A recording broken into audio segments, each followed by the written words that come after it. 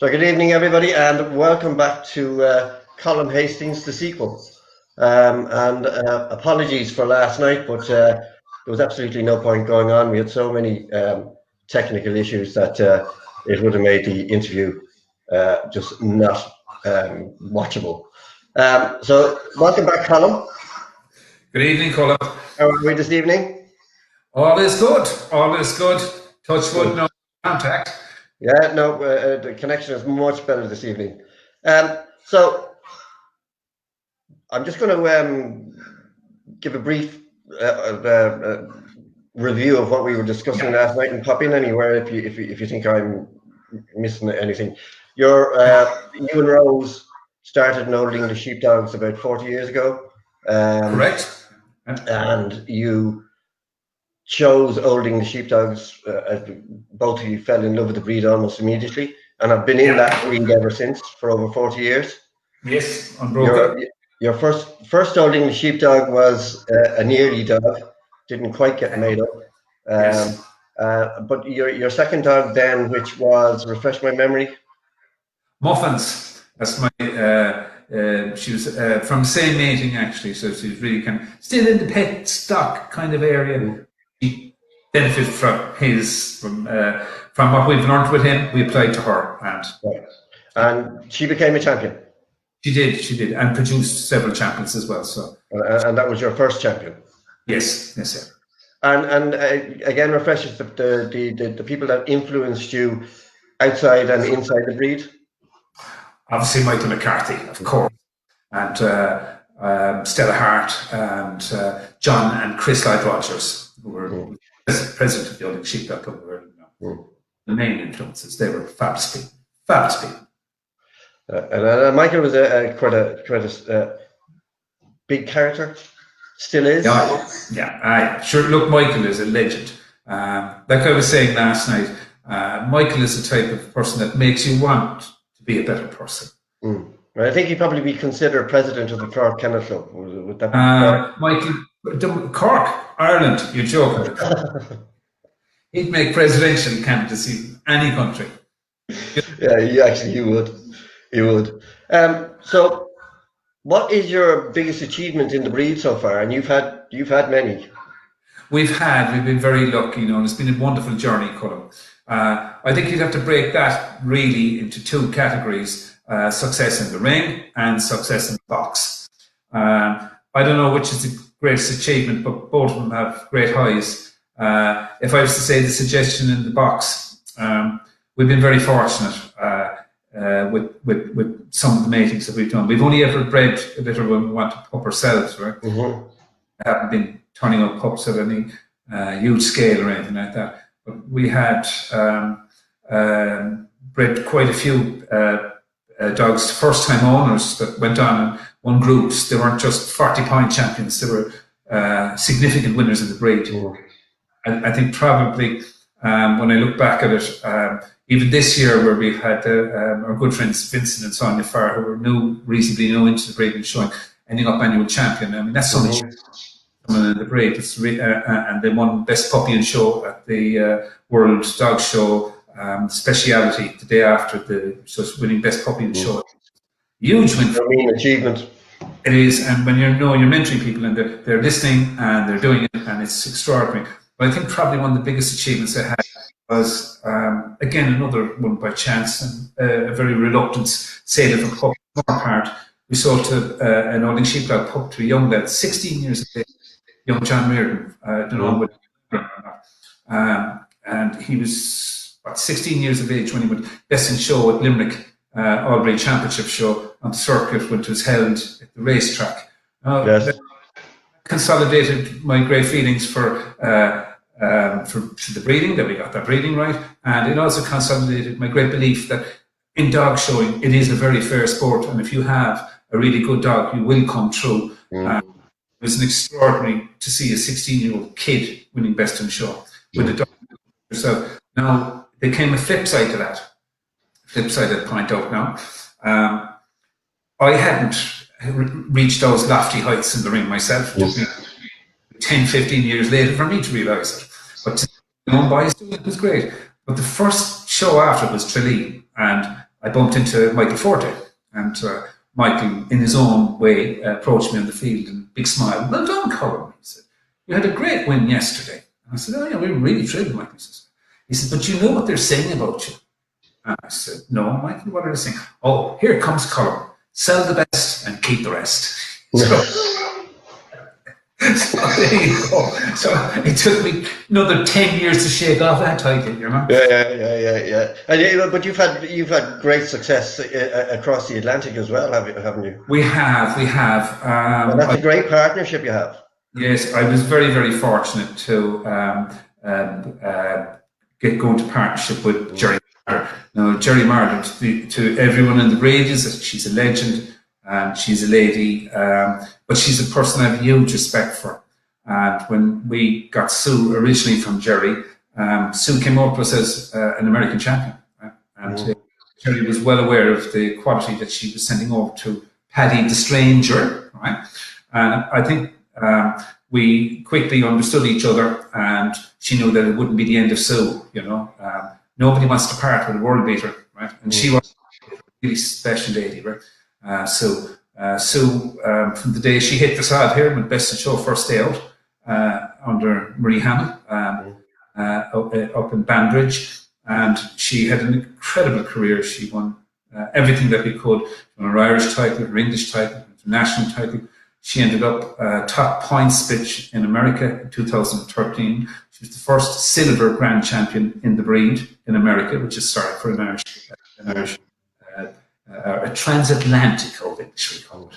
And I had the great joy of showing her myself in Westminster. I mean, talk about a buzz. Wow. How often are you going to get to show your own girl?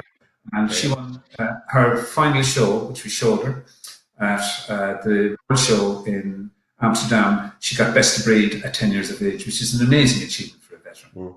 So at a World Show. So we never showed her after that. Unfortunately, we lost her last year. So she would have been the really standout one. Now, we've had quite a few dogs that we've been very, very fortunate with that have went best in show several times. And we've made up English champions, several other ones, several Irish champions, internationals. But that's the one, that's the standout girl for the show. But in terms of achievement, in the ring, definitely her. In the box, definitely the kid winning best in show. That it had nothing to do with, apart from me breeding it, apart from me mentoring it and helping him to see you carry on with your plan and succeeding is extraordinarily gratifying. And would I be right in saying that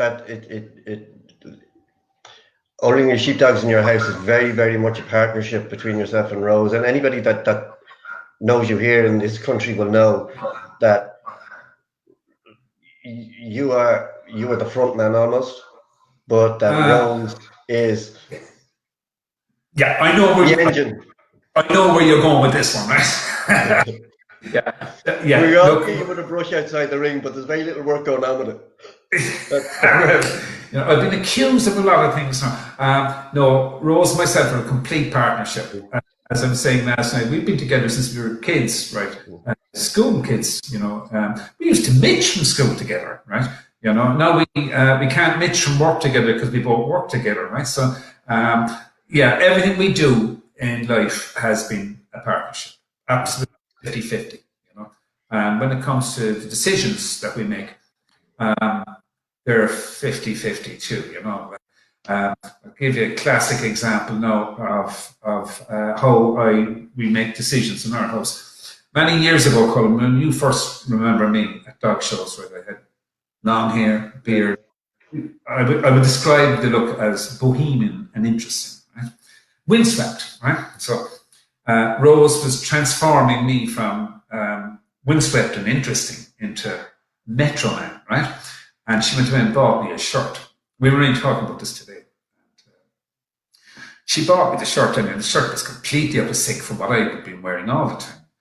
We went to the first show, and of course, again, banging on and giving Mike the Forte an awful doing tonight. Right? Eagle Eye Forte spots me in the shirt, right? And came over to me. He said, "Oh, Colm, you got a new shirt, and beautiful new shirt." And I looked at his shirt, and it was pink, right? And I said, I had to come back at him with something. So I said, Michael, you know me. It takes a real man to wear pink. And Michael just looked at me and he says, "Well, Colm," he says, "it's not pink. It's mauve, he says. But it takes a real man not to know the difference.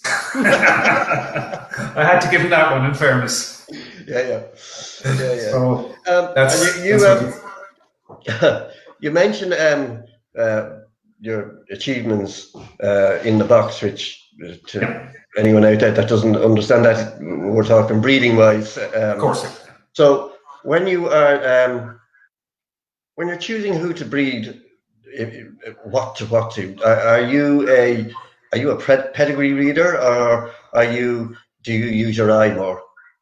Okay, first and foremost, you have to study pedigrees because pedigrees what's behind, right? So you have to know what's behind each and every dog that you have that you bring in, right? And Mm-hmm. I'm not a prolific breeder, you know. I only really breed when I want for myself, or if somebody else is that I know and is in the breed and wants one. It kills me to even go into the pet market, even though some of them have to go in there ultimately because there's so much thought goes in behind them. Yes, of course, I would look at pedigree, and yes, I would look at type as well. Type is important. So sometimes you have to go out to come back in. Look at what some of the and we have some very clever breeders globally, and I referenced Jerry Marder earlier, this the lady I'm in partnership, and Kay Richardson in America. I have never met anyone who is so clued in and so clever and has, well, she's produced multi-champions all over the world. And I listen to them. You know, I've my last mating that we made, I consulted with Jerry on that one. We were using a bitch that I brought in from Belgium, and we mated her to a dog that we brought in with Jerry, partnership with Jerry. And it's great. It gives you incredible high. And I must give a special shout out to my good friend Harry and Jan at Turtinen in Finland, who rang me this morning, broke my beauty sleep to inform me final CAC make their dog up a Finnish champion today. So Brilliant. even in these dark days of shows, it's brilliant to get news like that. So, which is great. Cheers, Harry and Jan. It's just absolutely stunning. And even from that last litter, I get such in other people doing it. We got four champions in 3 different countries, and that's very gratifying. And that was done by going out to come back in, but was matching in the background with the dog as well. So and both types matched. So that's your combination. Is it a science or is it an art? If anyone can figure that out, just let me know. Please. Yeah, I do think that there is an element of luck in it too. But you're right. I mean, research. But where do you stand on the argument of type over movement or construction? Okay. Well, that's a great canine argument, right? Type or substance, right? Look, you can't have one without the other, really. You know. You can have dogs that have fantastic substance and no type. You can have extremes on both sides. Ideally, you're talking about the combination of both type and substance. You know, you could, if you felt in your breeding program that you were going a bit slight and that you might need to bring in a bit of a bull of a dog to come in to bring in more bone or substance. But these are kind of risky patterns to go, because it could swing one way or the other. Generally speaking, and I'm not sitting on the ditch on this one, right? Because it is the old cliche, somebody's going to say type is more important, type, and some people's going to say substance. To me, you have to have the combination. Balance the game. So, when did you first start judging? When did I start judging? I think I first started about 83, 84, that sort of way. And that was open show, championship show, Green Stars. Open shows. I think Green Stars was 86. Right. But in 85, I learned probably one of my best lessons in judging at the very start. Right? which is great, right? I was doing the Sheepdog Club of Ireland Open show. And back then we had big numbers, so I was doing the dogs, and I think some other judge, Irene Murray was judging the bitches, and Anne Cuthbert was the referee. And I came in after, I was at a dangerous point in dogs. I always think the most dangerous time in dogs is when you've made up 2 dogs, right? Because then you know everything, right? Yes. It is a dangerous time. You're still a novice. You've been lucky. You don't really know why you've got lucky. And suddenly you're going through the ropes of judging, and you said, right, okay. I was fairly cocky, right, putting it mildly. And during the interval after I had done the dogs, Anne Cuthbert, who I knew but I didn't know terribly well, right? Anne came over to me and said, well, did you enjoy your day? And, you had some nice dogs. Of course, asshole here turns up and says, some mixed Dutch, like I didn't really like this, and I didn't like that. And next thing, I got the famous Anne Cuthbert, excuse me, right? So she tore into me, being disrespectful. Now, in fairness, I got a bit of a tongue lashing. No, I gave as good as I got, Colm, right? I did, but I was making retreat to the door as I was lashing out. And I said, I hope you don't have to call in the referee because I'm in big trouble. And I was afraid in my life for about 2 years to even look at Anne at shows, right? And many years later, I was show secretary for the Munster Agriculture Society, and we had a judge go sick on us. We had a committee meeting, and we needed to get in 2 judges that could do a lot of grazing. The Cuthberts were suggested, and I had to ring up Fred Cuthbert. Fred and I rang, and I gave him the formal. Cuthbert, this is Colm Hastings from the Munster Agricultural Society. We would like to invite you to judge our forthcoming championship show. And he said, when is that show? And I said, Sunday. And this Sunday, right? You're stuck, aren't you? And I said, I am. Well, ask me, and ask me properly. Ask me as a man. So I said, oh, God. I could hear himself and Anne at the background, absolutely breaking their sides laughing. So I went through the ropes and asked him, would he judge? And of course he agreed. And the 2 of them came down and they judged for us in a brilliant job for us, as always. And at the dinner later that night, I kind of picked my moment to go over to Anne and kind of clumsily kind of apologised about the previous incident that maybe we both have forgotten and could put it behind us. And Anne just laughed at me. And she just said, she said, I didn't take any notes. She said, you just needed a clip to get you into the zone. I never disliked you. I always liked you. But she's a lady, and as I'm saying, I met her at the right time, starting off, and she put me on the right track, and I'd be forever grateful to her for that. And I have seen Anne do that so many times with up and coming judges that needed that little clip, and she does it so well. And it's always at the appropriate time. Yeah, and I would say this, Colm. I'm absolutely feel blessed that I met her at the right time, because it grounded me, gave me a bit of cop on, and I have never forgotten it. And I'm forever grateful to her for doing that. And she did the benefit of dogs. Yeah. Absolutely. And Fred is sorely missed because of his. Yes, they were legends in our and absolutely, as a couple, they were superb. And prior to judging your first appointment, what the best piece of advice you were given? When you say advice you were given, I think the help and encouragement I got from particularly Michael McCarthy, right? To me, right? And he just said, go in, be yourself, and just do the right thing. Do what you know is, I was doing my own breed, right? He said, go in without fear or favour, and just call it as you see it, and to hell with consequences. And just to interrupt there, sorry, we have to remember here that at that time, Michael McCarthy was probably one of the first Irish judges to be on the international stage. I mean, completely. He was a legend almost. They were. We were, Colm, I think people take things for granted nowadays, things that were always the same. They weren't. We had a crowd of all numbers at that time. not just Michael.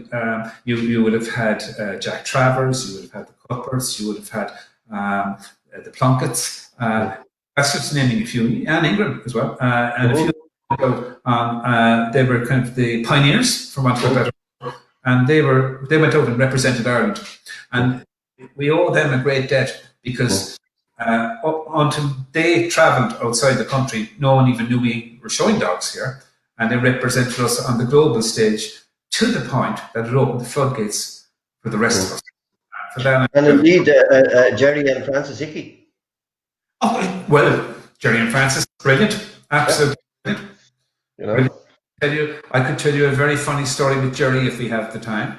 I was up in Norway judging with Jerry many years ago, and it was a very famous English judge with us. Now we'll call him X, right? So I don't want to mention his name for obvious reasons.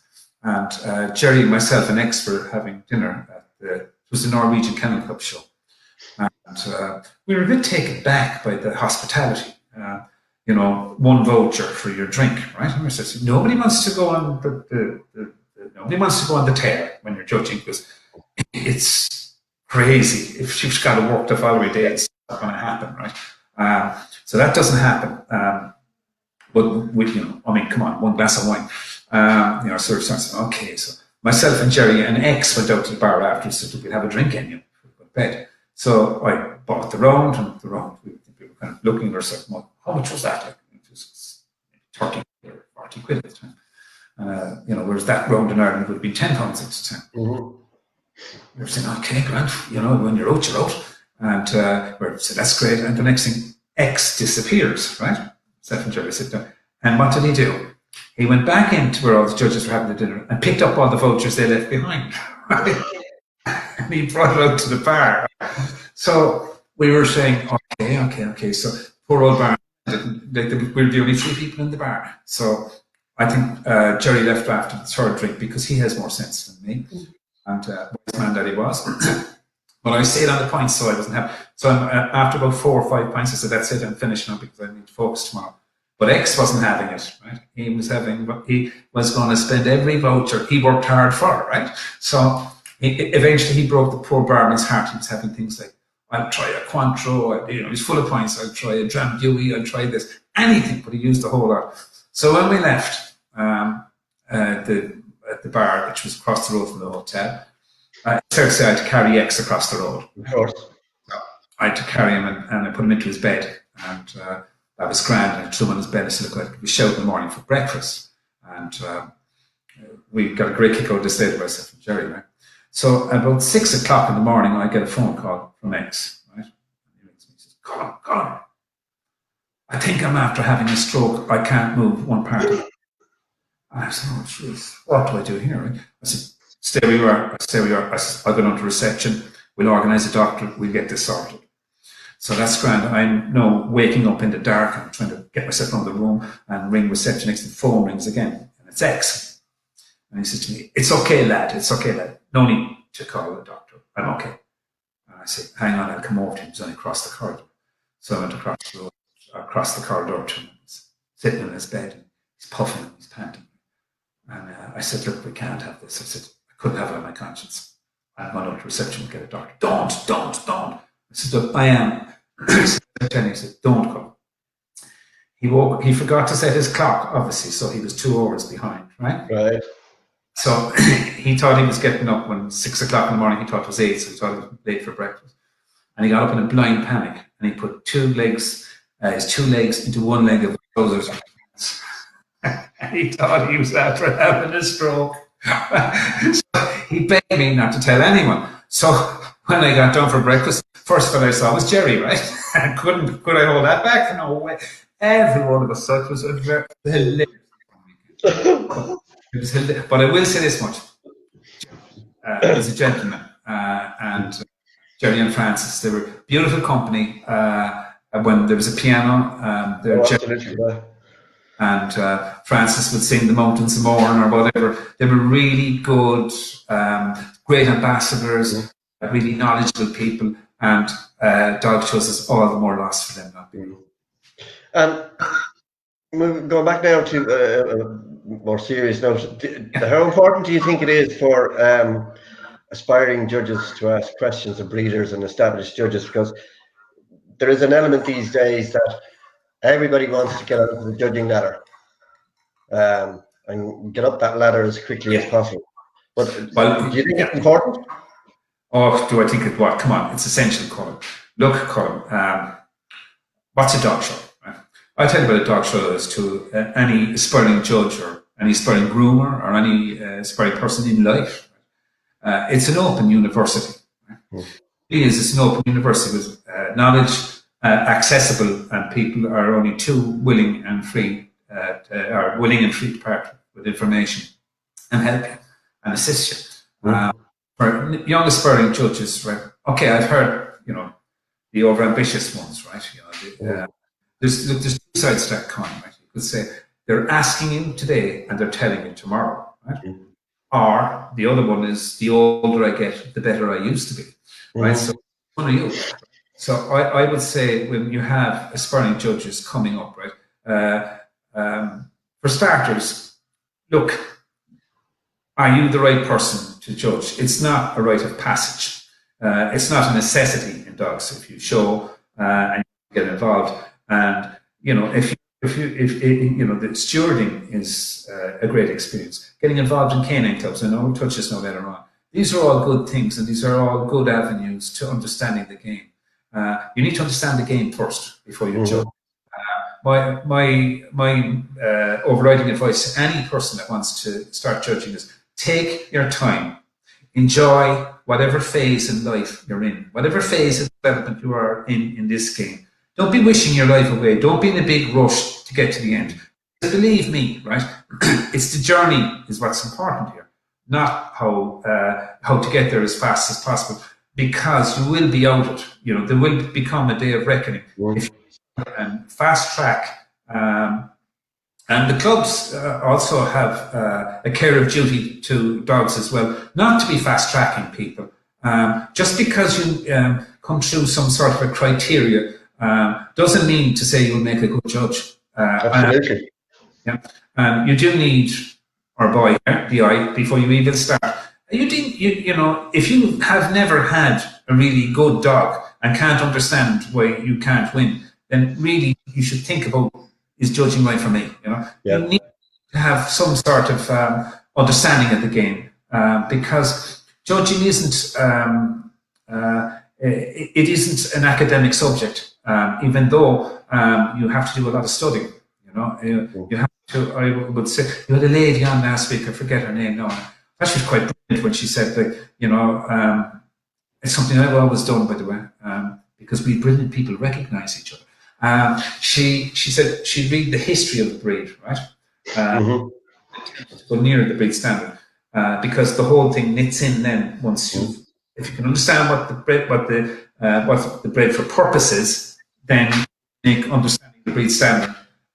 It makes sense. Yes, absolutely.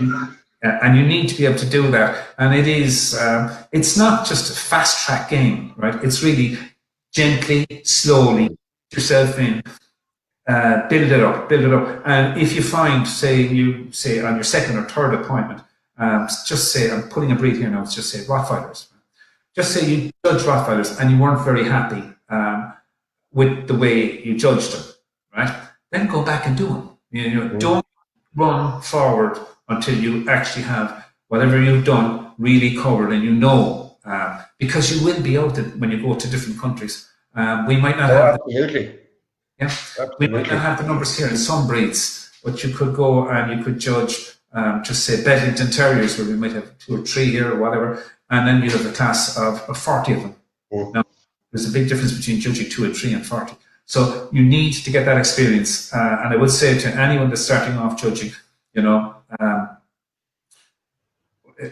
I'm not going with cliches here, but fail to prepare, then prepare to fail. And then learn your trade, basically. Absolutely, because you will be outed. And it is that. Exhibitors aren't fools. So, when did you achieve all breed status, and roughly how many countries have you judged in? I I achieved all breed status in 2016. So again, it was kind of a long journey. It wasn't something that I ever really had at the back of my mind. I was kind of just going through the groups that made sense to me, that were easy to dovetail into, right? I mean, working pastoral group one, as we call it now, group one and two. So obviously, group three was, fairly logical breeds there, terrier breeds, gun dog breeds. So I was going through from my background in dogs on the breeds that made sense to me. As you go on, you develop an eye, an understanding, and you still have a fear of some breeds, of course, always do. And if you don't, then if you don't, you're no good, right? If you're not nervous, you're no good. That goes with exhibiting. If you meet an exhibitor, even the best exhibitors you meet in the world. I quote Jerry Marder, who was a fabulous lady in America who had won just about everything. Don't go near her before she goes into the ring. Stay away. When she comes out of the ring, she's just pleasant. She's a lovely lady to me, but when you're in the zone, and judging is the same. Unless you're nervous, you're no good. You're no good. So 2016 is when I got my all-round status. When you're saying how many countries have I judged in, Colm, does Cork count as a separate country? No. No, but we see that. I think I'm about 33. If it's a separate country, 34. 33 last count. I think you actually touched on a very valid point there, that if for people who are progressing, and this is more relevant to Irish people,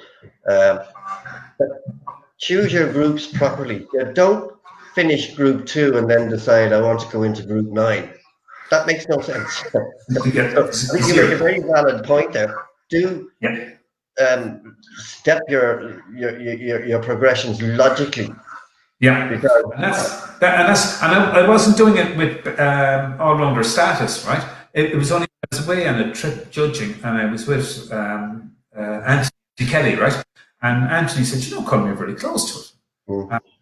I was saying, I didn't really think about it, and if nothing else, went home, pulled out everything I did, and said, something, you're only one appointment short of it. And I didn't even, genuinely, it wasn't the end game with me. Right? No, well, I don't think it is with most people. I think you get to a point and then somebody actually says it to you.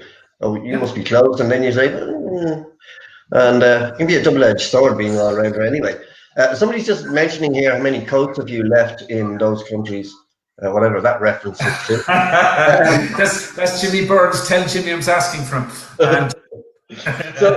And Jimmy, tell Jimmy there was a tenner missing out of the pocket when he brought it back. Okay. Is there, aside from your own breed, is there a breed you particularly like to judge, or are you not phased? Well, again, right.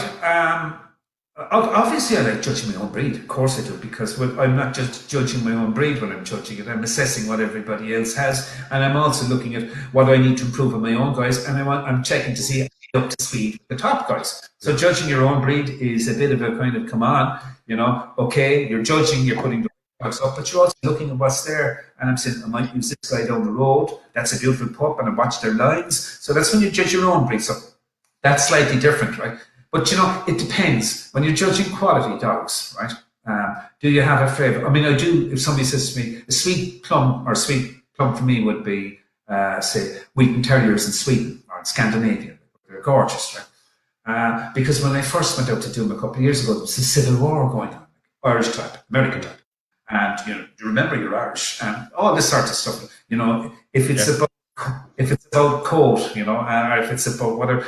I remember Sean Delmar coming up and said, I was saying to Sean, I said, come here, am I putting my head out on a ledge here? And Sean said, well, if they want you to judge coat, why don't you just tell them to clip the coat and post you the trimmings, and you can place them according to that, right? Yeah. So that was just Sean's way of doing it, tongue in cheek. But I think if you do good dogs, and if you it doesn't matter. Look, I'll give you another example, right? Many years ago, I woke up in bed after having a horrendous nightmare, right? I dreamt that Rose was after buying me a puppy, right? A brindle cardigan corgi. Right? And I actually woke up and said, don't you ever buy me a brindle cardigan corgi, right? Because I as Cinderella's sister, right? You know, they just weren't for me, right? I was judging an entry of them. Again, I think it might be in Italy or something. And I did all my homework as usual. And I went in and judged them. And the first dog that came in, I was looking, I said, God, she's gorgeous. Which I was quite amazed with. And the whole entry was just a beautiful entry. And I had some really, really nice cardies after. And when I got back to the hotel, I rang Rose with my daily report of mistakes. And I rang Rose. And I said, Rose, you're not going to... I said, that's a beautiful card. Do you know, I wouldn't mind a cardigan. When you get into the zone and you look at so is there a breed? I used to be continuously slagging people years ago with snow fox terriers that it was only a lazy man's wire, right? And that there's nothing elegant about that, right? You know, the wire is so beautiful. I found myself then over in Finland a couple of years ago putting up for Best in Show smooth fox terrier bridge, and I was saying, have I gone over to the dark side here or what? Like, you know, it was just a stunningly well made. Dog, I mean, the anatomy of the dog, the bone, the substance, the head, the attitude, right? And it was just really good, right? And a couple of years later, then after that, I was judging in Brisbane. Yeah, I think it was Brisbane. And I was doing the terriers. I was doing smooths, and I had this lady, beautiful, beautiful dog. I investigated, I gave her the group, right? And afterwards, when we were in the photographs, you know, the pictures, stuff like actually the pictures are harder than winning the bloody group, like. So she was doing, trying to get the dog racked up, and I said, you know, he's a lovely dog. She says, I knew you'd like him, she says, because you put up his sister in Finland. I bred the sister.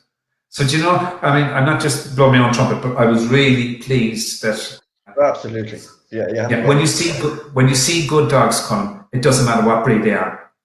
They'll make that hair on the back of your neck up. And I was surprised in two particular breeds that I wouldn't have flagged, me coming from a coated elegant breed background, to find myself going in areas that I wouldn't have went into. I find that even not just challenging. I find it part of the game, which it's part of the game I love.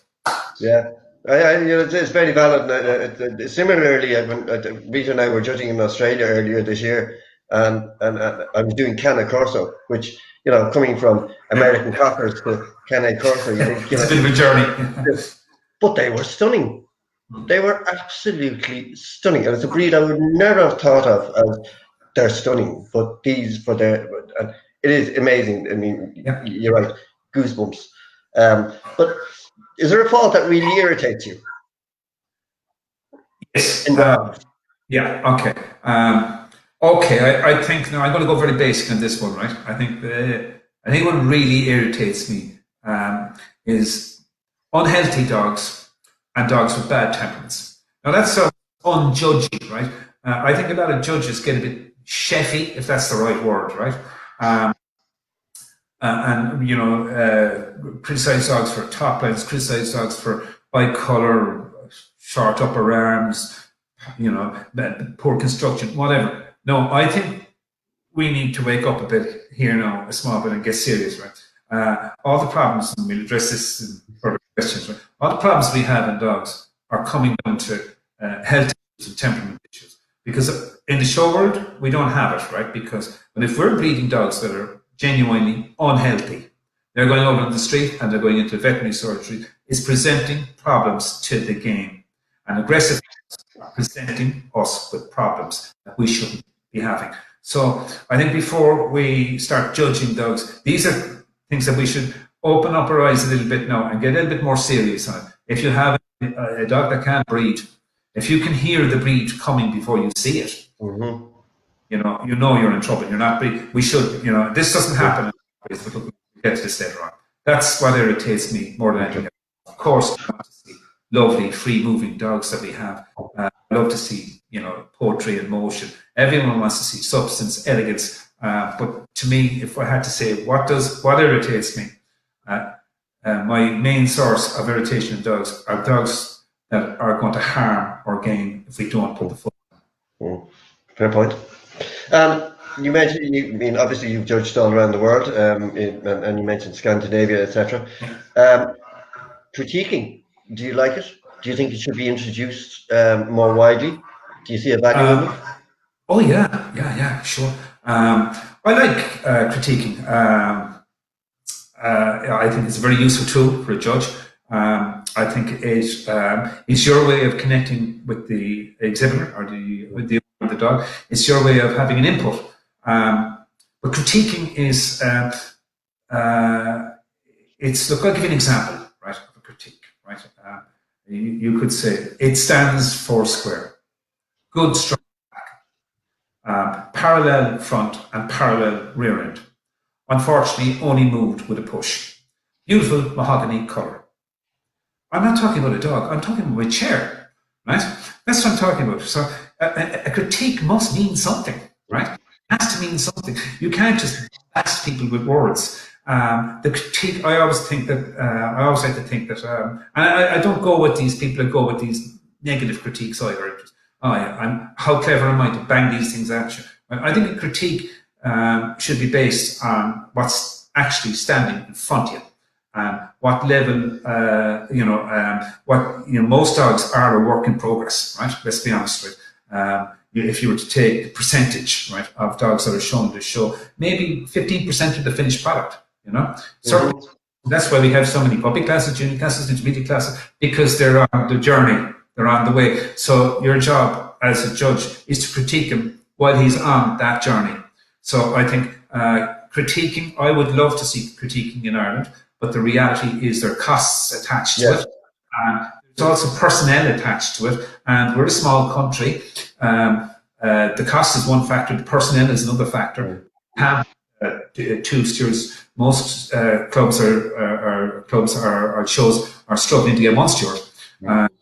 When we get two stewards, and if at an international show, you need three stewards. So logistics of that side of it. It's like in the Old English Sheepdog Club, we critique, but that's a nice small family affair. And that's easy to do. But I think critiquing is a very useful point of connection between the judge and the exhibitor. And you often find that exhibitors, you can't give them a kind of a generically neutral type of critique. I would like to point out what I saw that was nice and where the dog is on that journey. Sometimes you can just simply point out where you think their best chances of improving or enhancing chances in the ring down the road. And I mean, if you have dogs with very obvious glaring faults, you don't have to just nail it. You can be very diplomatically hint at the area that you found, if you like to say, for instance, the dog's mouth. And I'm not a dentist, no, don't get me wrong. I'm one of these people that hammer dogs because they can find a fault. I think if you're going to hammer a dog for fault judging, you'll end up with nothing at the end of the day, right? So I think a phrase I learned from Rita early on was when critiquing would prefer. Yes.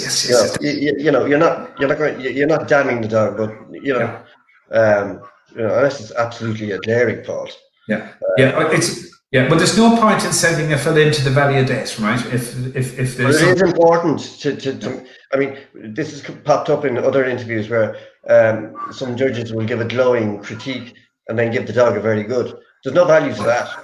Yeah, but that's absolute stupidity, right? And indeed, you should always kind of leave the door open in a critique as well, because you may find an absolutely stunning junior dog, and you say, Jesus, this is going to be a great dog, and I can't see anything that's going to beat this guy. And if you go bells and whistles on him, right, and then you actually get the puppet dog or the intermediate dog, and there's a way better one there, right?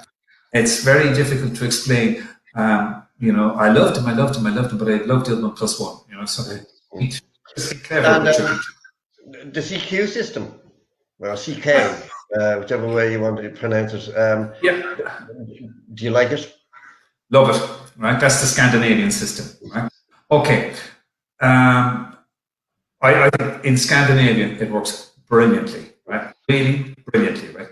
Now the CK. Right. Let's not play with words here now. Right. The CK system is designed for that Scandinavian system. And if you take that component out of it, CK, and put it into our situation, then it won't work, right? Now, the CK system is, I think it's fantastic, right? And I'll give you the reasons why I think it's fantastic. And I'll also give you the reasons why it wouldn't work with our present system, right? Mm-hmm. Maybe it would, right? The CK system is designed in Scandinavia, right, where a champion can only win 4 CACs, right? 4, no more. So then when you say you give it to the dog that your best dog has 4, then it goes down to like the second fella, the third fella, the fourth fella, the ones that you have given champion quality to, right? So ultimately the CK gets awarded, right? On a sport, right? So it gets awarded to a dog that needs it, right? In Ireland, we have a system where you can win 1,000 Green Stars, and if you have a really, really good quality dog, he's excellent, is excellent, but he won't get a Green Star, and you can't make a dog up with 100 reserve Green Stars. This way, the CK system ensures that it goes down the road to him, right? Now, if you were to take it in, say, terms of realistic expectations from young dogs exhibit, the junior title, right? If we're to literally say, and thankfully Irish judges have a bit of cop on this one, right?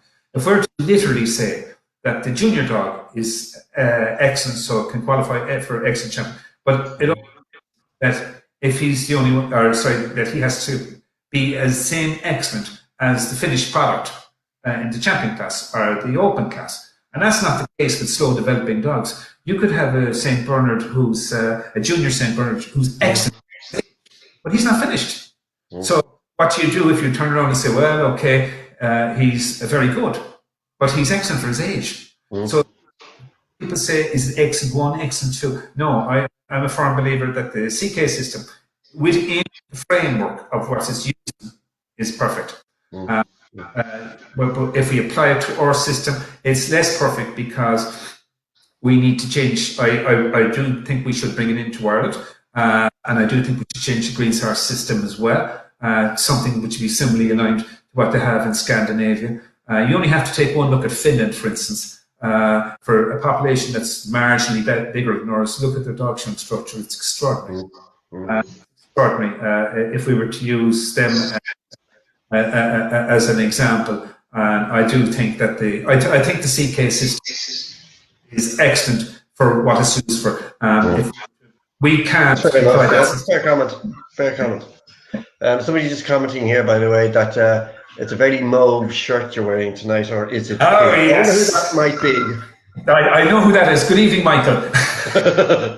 So, not that you've ever had them, Colm, but how do you, or how would you deal with irate exhibitors?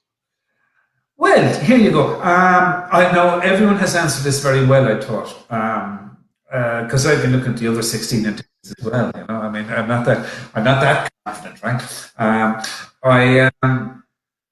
I haven't had too many, right?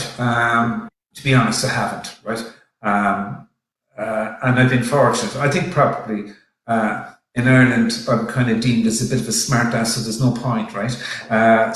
That's my shield in this country. I think when you get an irate exhibitor, right, 9 times out of 10, as George pointed out, it's a novice, right? Somebody who's only in the game very shortly gets very angry. You do meet people, really nice people that, you know, they're outside of the ring, you know, at the show, they're wonderful people, but when they put on a ring number, they become a gargantuous ass, right? You have some of these people, right, who, you know, there's a lot of adrenaline, there's a lot of buzz up, and sometimes people, you can see, they would be quite agitated. Right? If you do get the guy that's, you know, wants peace of you, right, if it's in any of the countries I mentioned where you critique, well, read the critique and talk to me then, right, because I genuinely would hint strongly at the areas where I felt the dog fell down on, right, so I wouldn't be that open to interpretation. But in Ireland, where we don't critique, I would suggest to the irate exhibitor, look, I've got a schedule here today, which you have. In Ireland, we work. I don't have time to talk to you right now. There are other people waiting, so please don't be disrespecting the other exhibitors in the ring and the guy that won as well. Don't be disrespecting him and his dog. He's put his work in here, and he's entitled to his day. So look, calm down, and I'll talk to you after judging. It gives him a time just to steady down, but it also gives him time to watch you in the ring when you're judging, and it becomes very clear if you're judging to a format, like most of us do, Colm, right? You judge to a format, and anyone with half a notion in their head could see what you're doing. They would know exactly. So, generally speaking, no, I don't have a problem or an issue. But I would be afraid that I'd be more concerned about the exhibitor, right? That they'd lose the plot and get themselves into trouble, right? I think sometimes you'd have people, because look, I've been involved in some disciplinary meetings down through the years, as you know, and a lot of this is heat of the moment stuff. And you would be saying, look, lads, just take a break now, cool down, and we'll all be okay. Fair enough. I would be thinking, not going on the face or exchanging insults. I would be thinking, let's defuse the situation. Okay. Give them a chance. So we've discussed your biggest achievement as an exhibitor, but what's your biggest achievement as a judge? As a judge, God, I don't know. I suppose getting out of place in life in the first place. My biggest achievement in life would be convincing my wife Rose to marry me. I think how I pulled that one off, I'll never quite know. But I think achievement. I love judging, right? But I love stewarding, and I love showing. Right? I much prefer to show than to judge. It's much better being the poacher than the gamekeeper. Right? It's more fun, right? But I would think, in terms of achievement, you mean kind of prestigious shows and this sort of stuff, is there? Which way are we going with that one, Colm? Okay. I don't know. I've been mulling over that question in my mind for a while. I'd have to say the most prestigious show I've ever judged is Kotka in Finland. The reason I have to say that is because Harry, the secretary, is watching, and he said he was going to beat me up if I didn't say that. So that's honestly speaking, I think that it's an honour to judge, no matter where you are. I genuinely prefer the more less pompous occasions. You had the same dogs in the first place. Yes. And they're more the environments. It's almost intimate with all the other judges. We're all together. You get on the bus. We're all together. We have a job. We get to the show. The exhibitors are there. There's a process. Somebody wants to win. I need a winner. You need to show me a winner. You know, I love that aspect. Going. Okay. That's never lost on me. And yourself and Rose are probably as successful in the UK as you are here. How important is it to you that you are successful in the country of origin of the organ, or is it? Yeah, country of origin. Yeah. Okay. Right. First and foremost, let me say this right. The first title that I'm always delighted, right? If I've got a dog that's good enough, the first title that means the most to me in my heart and soul is an Irish champion, right? No bones about that. That's where I want to make my dogs up. In my country of origin. In my country of origin, right? Okay. So I'd like to make that crystal clear, right? That I'm not saying that one title in one country is more important. As an Irishman, that's the most important title, right? That's the first one. And that's the one that I cherish the most. Now, as an exhibitor, right, to show the UK or any world show or European shows, right, we have reasonably good quality all in the sheepdog in this country, but we're short on the ground at the moment. Numbers aren't great. You could be winning here. Now, do you want to be the daisy on the dung heap, or can you? Judging gives, like I say, gives you the great access to getting your hands on other people's dogs, right, and looking at what they have and seeing where you are and how in relation to their dog. But to bring your dog into an environment, say in the UK, which is the home country of bobtails, the numbers are there, right? The numbers are higher. They're not as big as they used to be, right? But it's still much bigger than anywhere else in Europe or anywhere else in the world as well. And you need to know how good you are or what stage of development your dog is at, because you might have a fantastic junior here and he's the only one, right? But your eye. You need to convince yourself, right? It's not good enough for me to be the daisy on the dung heap, right? And I'm not insulting anyone else right now. Don't get me wrong. If I'm the only one there, right, I need to test myself against where there's more quantity of dogs. And you've got some very clever breeders in the UK down through the years, and you've people that were icons in the breed in the UK and icons globally as well. And you need, I'm not saying I need their approval, but they have the same respect for me as I have them. A-teamers in every country, right? Sounds very class. But you do. You have the cream of a breed in every country, right? And the really cream guys, they don't get there by chance. The top kennels work very, very, very hard and very difficult. They're always. I would have respect for any of the top kennels in Europe. And they're not competition, by the way, when you go and show against them in the UK. We're both looking at what each other has. I find them very welcoming. England is a very pleasant environment to show your dog in. And it's not very difficult for us to get there. So I enjoy it, and I enjoy meeting other bobtailers when I go there. And they give me the respect, and I find them to be pretty welcoming. And it's pleasant. And again, you just need a stock check on where you are at any particular stage of development. When you don't have numbers, over the numbers are there. So you could be in your junior dog or junior bitch class, and there's 25 in there. Measure your own one. I'm not talking about winning. I'm talking about competing. And the only reason I mentioned that I asked the question is that Ireland would be seen as the holy grail for winning with a Kerry Blue or a soft color Wheaton Terrier. So I'm just trying to tease out whether it's the same for somebody who's in. Yes. Yes, it is. But again, I was saying earlier on, and no disrespect to any Wheaton Terrier exhibitors around there, but when you look at the way the breed was developed in Sweden, and when you look at, say, the Kerry Blues in Russia, some of the kennels, and we look around, okay, the breed originated in its country, but it doesn't necessarily mean to say it's the strongest in its country.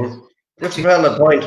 Yeah, in times, and I'm not saying that we are or not, but I am saying that just because a breed, say bobtails, which are an English breed, look, they taught the world how to play soccer, but they haven't won the World Cup since 1966. Fair point. Yeah. So, on a more serious note now, Colm, not that we were being, your opinion of the issue surrounding certain breeds that have perceived health issues. How do you think kennel clubs worldwide have dealt with this issue? Okay, I presume we're talking about the Bracky breeds situation in the Netherlands. Okay. And indeed, if we go back and we've touched on this over interviews, starting off from the Panorama expose issue. Yeah, no, okay. I'll deal with this in two ways, no, Colm, if you don't mind, right? I'll deal from an area where I have experience, and I'll also deal with the international side of it. To me, right? We've had governmental interference in our hobby. The first case of it would have been the muzzling campaign done a few years ago, and then we had the tail docking and the dew claws. I was in campaigns on both times for them, right? In both those cases, it was state authority, right? The laws were made before we actually had time to react. Right? We weren't consulted, so we had to run with it. I mean, whoever thought it was a good idea to ban the removal of dew claws clearly knows nothing about that. Absolutely. Look, I'm a groomer by trade, and I'm looking at dogs coming to me with dew claws growing into their legs, and I can tell you that's a horrible procedure to take a nail that's growing in a cow horn shape into a leg and try and find out where the quick is, where you can cut it in the first place, and then try and figure out what way the nail is growing and try and get it out with an artery forceps. So to ban the removal of dew claws, it's just stupid. Right? It makes an ass of the law. Now, in the tail docking, of course I'm pro-docking. Of course I'm in a breed of this dog breeds. 40 years I'm in my breed, and it's changed the face of the breed, and it's taken away the rolling movement, and it's just something that I try to organise a campaign with others. excuse me, but there was a general apathy from the Indian public that, it doesn't really concern me. I'm not in a cold breed. What's your problem? I'm not in a tail breed. And then people in the dark breeds, well, they were selling dogs to Europe and they were leaving their tails on the menu. So they weren't passionate about it. There's something else. I was shocked by the apathy that was there. But literally, those campaigns fizzled out, right? Now, to the Bracky breeds, it isn't inevitable if there's a problem in Denmark that will follow us in a couple of years. That's not inevitable. But if we don't do something about it now, it's going to become inevitable. And I would suggest I'm not the man with the cure here. I'm not the man pertaining to have all the clever answers or have the out. But I would think that the Bracky clubs in this country, and that's what I'm saying, it's a national issue, right? That the Bracky clubs in this country, conversation amongst each other, set out a roadmap of where we feel the issues are going to present to us. Look at the situation in Holland, and then approach our kennel club with a strategy for the kennel club to engage with the organisations that are going to do us damage. And those organisations, we won't be consulted by the Department of Agriculture. Right? No. They won't, they'll bypass us. We've lost the march. We became very, very insular, globally very insular, right? We've taken our finger off the pulse, for want of a better word. Some of the canine welfare organisations have a way better PR system than we. Absolutely. And they have access to the Department of Agriculture consulted with them and the vets, right? So they're going to be our main people that will be consulted by the Department of Agriculture.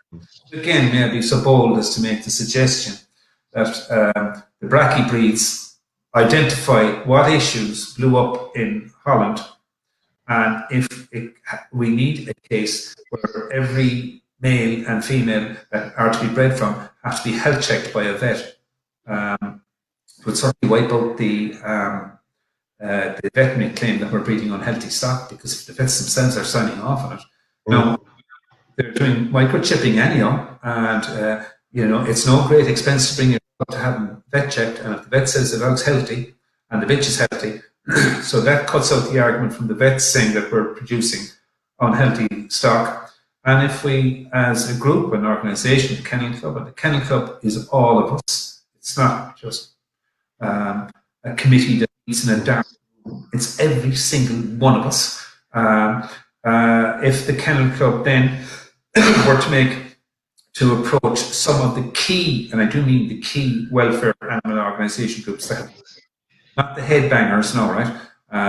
The key that the government would be consulting with, and make a commitment to them that if they have pedigree registered dogs for the Irish Kennel Club in their pounds, that we will give a commitment to do our best to get those dogs rehoused. Now, we've got a fantastic network, right? It's not the Kennel Club, right? I think we need to take our heads out of our arses with the Kennel Club, right? This is a simple situation, right? It's not what can the Kennel Club do for me, right? It's what can I do for the Kennel Club, right? That's John F. not Colm Hastings. That's what we need to do. Filter it down into the breed clubs, not the secretary. I think we are heading down that road now. I can be open to correction on that, but as far as I'm aware, the breed clubs are heading down that road of health testing, etc., etc. But do you not think that this needs to be tackled on a more global scenario? Because we're affiliated to an organisation called the FCI, as we all know, and they appear to be almost rolling over. Yes, I say that, right? But again, right? My case is FCI, right? Sorry, repeat that. Yeah. Sorry, we are part of the FCI. The FCI isn't, again, a kind of a dagger and cloak organisation that's out there. We have representation on it. And absolutely.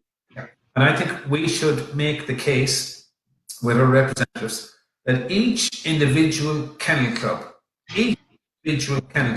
should make the necessary have the necessary conversations with the people in these breeds, do it on a local scale, town by town, country by country, and then we can present our cases to any government that wants it. You see, we have a Yes, problem. Excuse agreed. me. But We have a big. you've already Yep. touched on the fact that these activists, Yep. organisations, whatever you want to call them, are very well connected. They've got money behind them. Yes. So, do you not think that we need to get a war chest together and get a PR organisation Absolutely. getting that message out that you're saying Oh yeah. out to the government, out to the European Parliament, and out to everybody? Oh yeah, absolutely. Look, when we had the issue with the tail docking, right, I rang the Department of Agriculture. I rang Simon Coveney. He was the Minister for Agriculture at the time, and he represents the constituency I live in, Cork, right? Cork. And his secretary put me on to the Secretary of the Department of Agriculture. And the first thing he said to me, he says, "Who's the Irish Kennel Club?" That's the first thing he said to me. "Who's the Irish Kennel Club?" And I said, "We're the biggest." And we're not going to browbeat, or let's not browbeat the organisation. Oh no, I'm not doing that.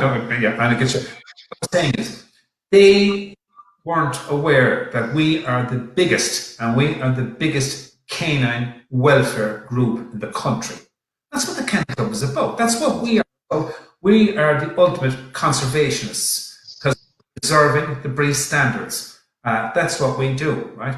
To call the Kennel Club elitist is a joke. By and large, we as a group should be the #1 canine welfare group in the country, and we need to get into the faces of these bureaucrats and politicians and let them know who we are. Now, I think when you say we become very insular, and I'm not talking about the Kennel Club, and I certainly would be slagging my own Kennel Club, because I'm very proud of our Kennel Club. We've achieved, we've had tremendous achievements, and we've got a fantastic organisation, and we need to be aware of that also. But I do think that from a global point of view, the FCI is not going to be our knight in shining armour. No other Kennel Club is going to sort out our mess. It's not a mess. It's going to sort this out for us. We need to get our own ducks in line. And our ducks in line. I think we'll weather this storm all right, because I think it's a terrible thing to happen to those breeds. And I think everyone in the canine world should be on red alert. Not those people in those breeds. We should all put our shoulder to the wheel on this, every one of us. Hopefully, if we can see it through in our patch, and be an inspiration to everybody else to carry on the same. Fair point. Okay. So, over the years, you've been very heavily involved in breed clubs. You've been show secretary, as you said earlier, of Munster Agricultural Society, and you've been show manager of all breed championship shows. And you've also been a member of the governing body of the IKC and our corner. How important do you think it is for people to give back something to the sport? Come on, it's essential, right? It's absolutely essential. If anyone wants to understand the game, you fail to have the right to criticise if you don't participate. There's something for everyone, right? And everyone needs to help out and put their shoulder to the wheel. Remember, they're all voluntary organisations and people, and it's not just young people. We need more young people, of course we do, but we need everyone, right? People of all age groups. Yeah. People of all age groups should want to engage in it. I've been everything from the car park man, which is a very important job, because that's the first person people meet when they go to it. Put a smile on someone's face. I've been everything from car park boy to president, and I absolutely enjoy the nuts and bolts of it. I think globally, we're all facing issues about lack of personnel and getting people, right? But we're very fortunate, Colm, in Ireland, right? We're extremely fortunate. We have what I call in Ireland, right? We're different from any other country, right? We have the canine clans, right? Which is something I wasn't aware of, right? Generations of clans in this country that have been shouldered to the wheel. And we might have a lack of personnel, but you take, say, we'll start with, say, Delmars, right? 3 generations there. You take a look at the Whites generations, the Walsh's generation, you filter it down the country, you've got the Foleys, you've got the Burkes, you've got the Lawlers, and everyone, the Kellys in Limerick, all these people who are not the people running around big winners and winning, but their love for the game and for preserving the game. It never ceases to amaze me. Now, I, of course, left out one family, Colm, and that's yours, right? And your family has even spread over to the west, for God's sake. So there's generations of yourself, your mother, I remember your mother well, she can't, you're doing it. Rita, same thing. And then you look over at your sister and Miles over in the, and these, when we have, I'm never too much worried about having a lack of personnel once I look at those types of a foundation stone, which is unique to Ireland. It's not a country. And it's something I'm absolutely incredibly proud of. It's something I wasn't aware of. Growing up as a kid, I wasn't aware. And when I became a show secretary, I was kind of, I with Munster Ag, right? We were kind of up against it all the time, right? But we did everything we could.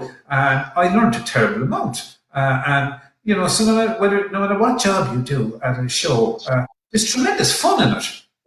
I mean, it's not just, you get a great buzz out of running. And I can't convince people enough that to get involved, because you do get a hive at your own local show that pulled it off.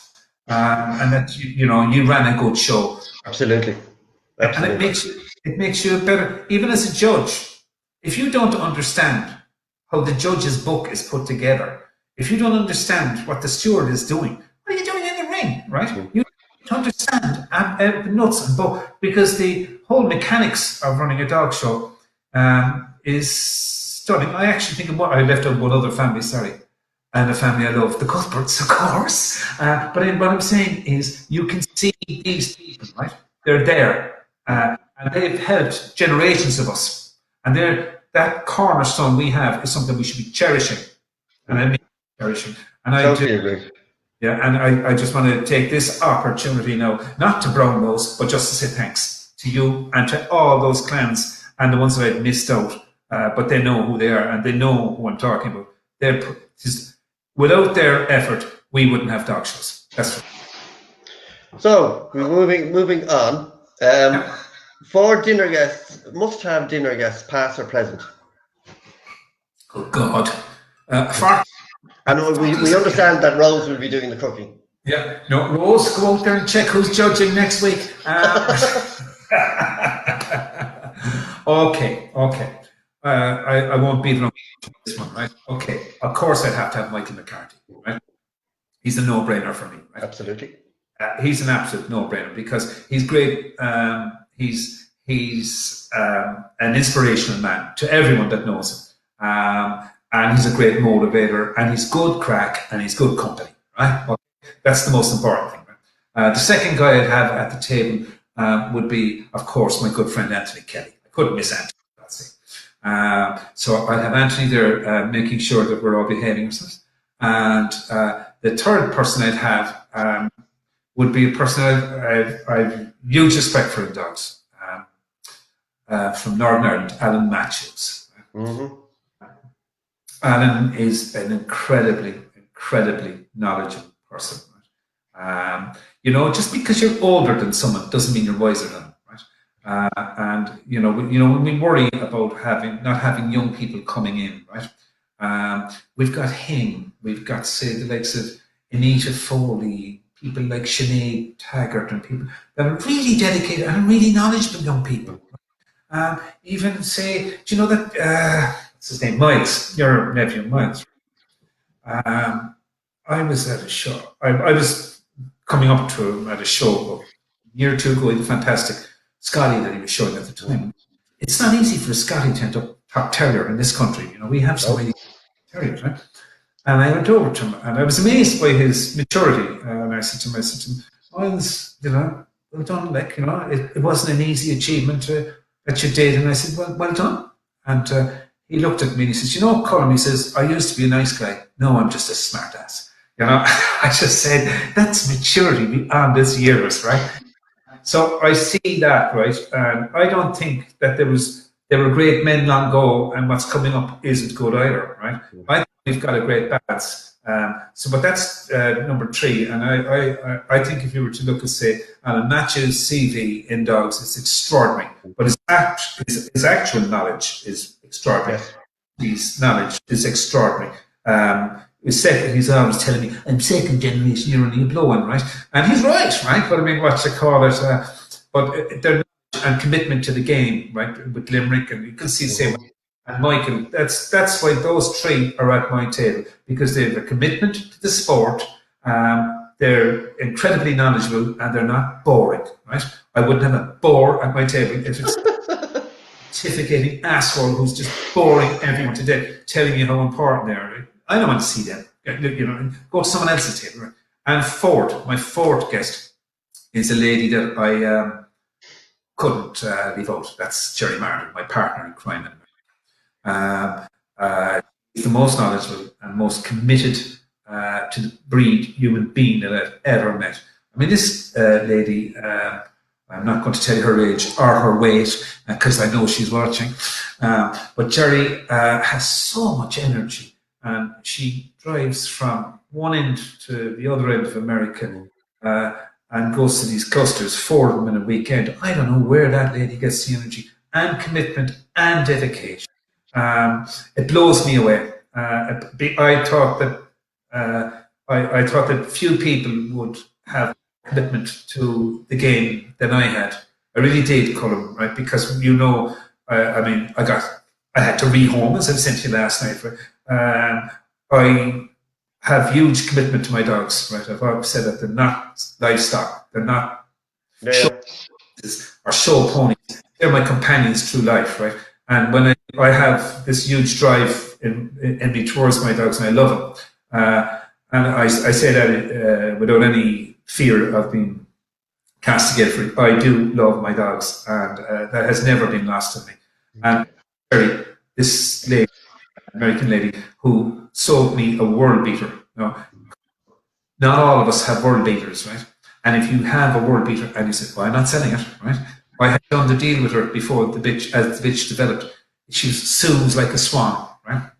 Got better and better and better. And I knew with the phone calls that Jerry was saying, God, I just want to go to the other side of the world. I'll never see her again. But it sparked off a fantastic relationship, trust, and friendship, and it's something I cherish. So that's why I have Jerry at the table. And they're my 4 people, and that's why they're there at the table. And there's not one bore in there. Everyone has, I don't think we talk about dogs, you know?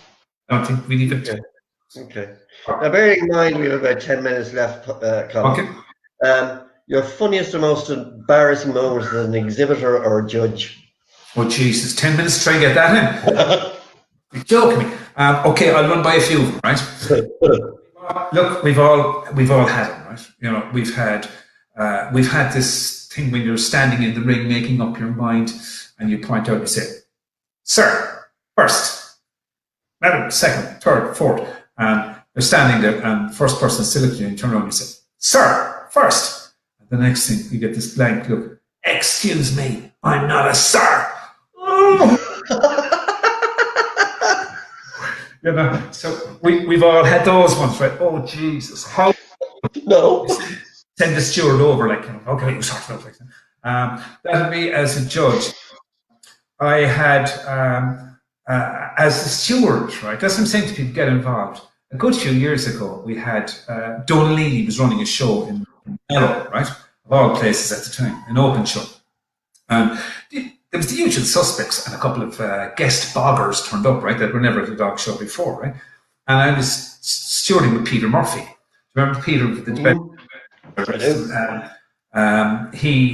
Peter was judging toys, or so. It was a Yorkie, open dog or bitch. And there was a guy standing there with a Yorkie that resembled a Cairn Terrier, right? So I was the steward, and I went over and I said, this is your Yorkie, sir? He said, that's correct. And your number, this, and that's your Yorkie. He says, yeah, okay. I'm only the steward. What do I know? So I sent up to Peter. Class is ready for you, Judge. And Peter goes, that's not a Yorkie. I said, so the catalogue here, and it says it's a Yorkie. Peter went over to him. He says, this is the Yorkshire Terrier class. And so that's right. This is my Yorkie. And he says, did the guy who bred that dog you as a Yorkshire Terrier? And with that, the chest came up. I bred him myself. Where do you go with that, right? You can't write that. You can't beat that. And I finished with as a judge, as an administrator one, right? That's what I'm saying. Running shows can be a hoot, right?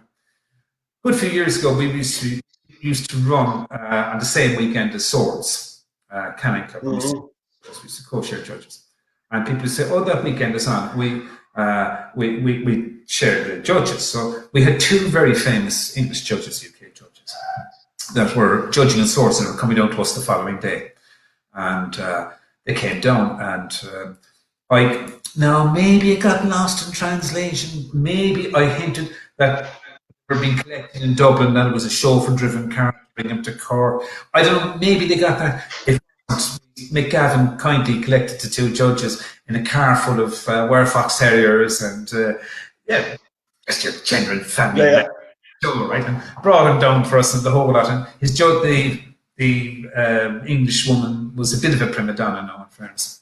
The husband wasn't. He was the way he liked him.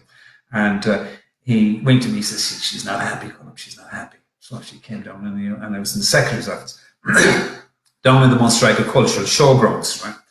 And she came down and she's a big puss. The ladies' changing room, so I need to get changed. This journey, I'm exhausted, I need to change. And I kind of gave her the typical Cork bagman. I said, oh yeah, come this way now with me, come this way with me. I said, yeah. I said, there's the ladies' changing rooms on there. I says, stables 3 to 5. You expect me? So blew a gasp. I said to me, do you expect me to get changed in a stables? And I said, well, it was good enough for Christ. And so she blew a gasket, right? Oh, her own. So later in the day, when she calmed down, and she knew it was a piss take, right? Because our changing rooms, we did have a dressing room. To be honest, the stables would have been better, right? But anyway, she saw the light side of it, and even to this day, I kind of get an acknowledging smirk that there's a bit of unfinished business there. I don't fancy my chances bringing a dog under her, you know. So that's just I could go on for hours. Well, you could, yes, I know. You have me in tears now. If you could be transported to another country, where would it be? And don't be so ridiculous. No one would understand what I'm saying, Colm. It has. Well, this is true. You know, could you imagine? I'd need an interpreter. I think so many beautiful parts in the world, Colm, right? And you know, this is the beauty of judging, right? It wouldn't have been accessible to me, to be honest, where I've been in the world. You know, the amount of travel we do, it wouldn't. I think every country has its own beauty, right? It really has. But I was blown away by New Zealand. If I was younger, I'm going to know, and not transport, but I think if you're younger, South Island, New Zealand, yeah, it's happening there. That's a great place. I think Australia is lovely. But look, no matter where you go in the world, I want to be with my own type. You know what I mean? It's as simple as that. Savage loves his own native shore. So if I was to be living in any other country, it would be as a prisoner. This is where I live. This is my home, and this is where I'm with my own type. And you know, we're a fairly cool breed. You know, I really do. Yeah. You keep believing that. And if you could write your epitaph, what would it be? Yeah, I was thinking of that, right? I was going to come with a couple of smart-ass answers, but I googled it, right? I googled it. What do you put in? Who thinks of that? Like, but what you call it? One of the ones that I saw was "Here lies Colm Hastings, atheist, all dressed up and nowhere to go." You know, those type of ones. But no, I think that'd be kind of funny, kind of like smart-assy stuff. And I think probably what I'd like to put on my epitaph would be always look on the bright side of life. Because that's what I've always done. I think that's what I put. Nobody could contradict you on that. Yeah. It's been brilliant. Been hugely entertaining. And it's been hugely informative. And some of the comments coming through here and side view here are that people have thoroughly enjoyed it. I'm delighted. We got there. Thank you for taking the time. Love to Rose and your IT department. Exactly, they're all in the next room. Yeah. And next week, it's not been confirmed, but I do hope that next week we will be traveling to Finland, and that Tanya Alman-Stakmari will be my guest, which I'm very much looking forward to, because I like Tanya quite a lot. She's a very interesting judge and reader. So in the meantime, thank you, Colm, and enjoy the rest of your evening. I will indeed, and cheers to everybody, and well done. Take care. So, thanks, good night, everybody. Cheers. God bless.